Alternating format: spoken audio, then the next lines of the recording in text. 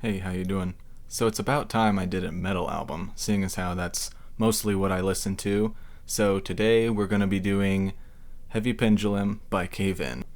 When I was browsing what to review, this album cover really popped out to me as something that was worth diving into. There's a lot of apocalyptic energy in this image, and the same is true for the lyrics within the album. So the band went through a lot during the making of this album. They lost their bassist and vocalist Caleb Schofield, who was an integral part of the band. He was there since 1998 when they started. He was also a good friend of everyone in the band, so it took them a long time to both get over that, or both heal from that, and if that wasn't enough, then they also had the restrictions on being able to tour because of the pandemic. So all of that serves as the emotional heartbeat for this record. There's an array of negative emotions on this record, including loss, anger, impatience, longing.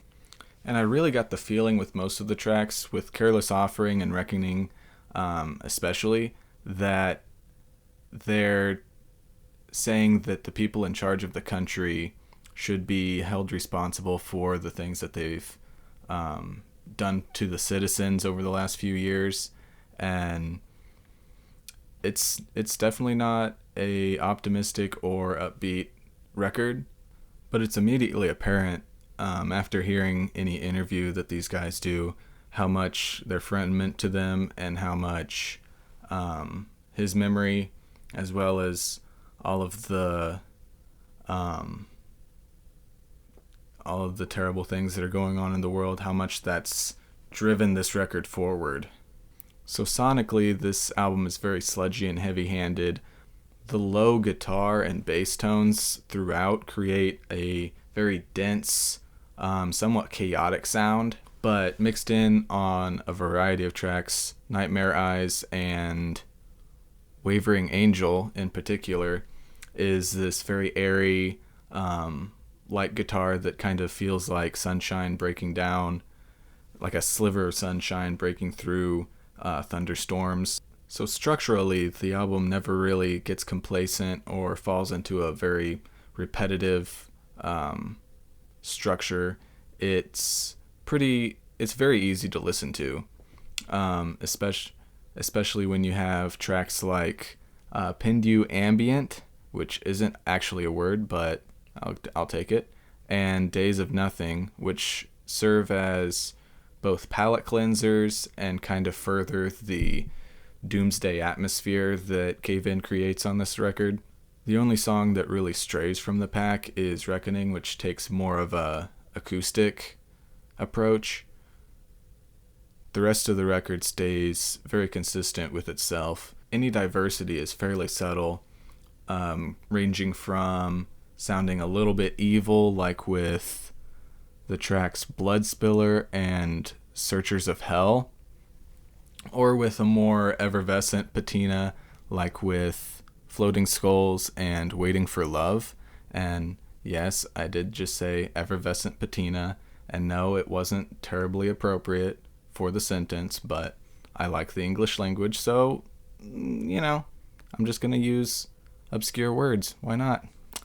Throughout, the lyrics are delivered in more of a artistic way, that they're not very straightforward, which sometimes can get frustrating, that you want to just have what he's saying said to you instead of having to dissect this puzzle of words.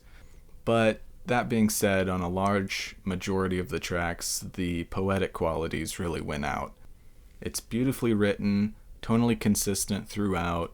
At every level, this record is exceptional. And none of the members of the band, from the guitars, the bass, the drums especially, the drums are you kind of forget they're there because they just blend in so well. He's not trying to be artsy, or well, not just the drummer, but the band isn't just trying to be artsy for the sake of it. They're trying to push forward the narrative.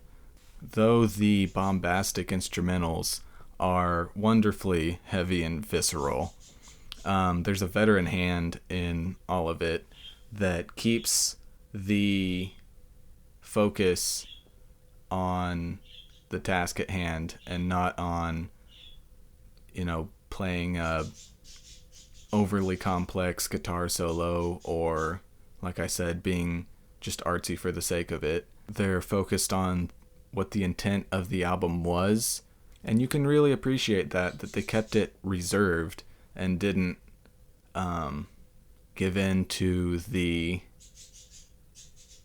inclinations that musicians tend to have, where it's like, look at me, look at what I can do.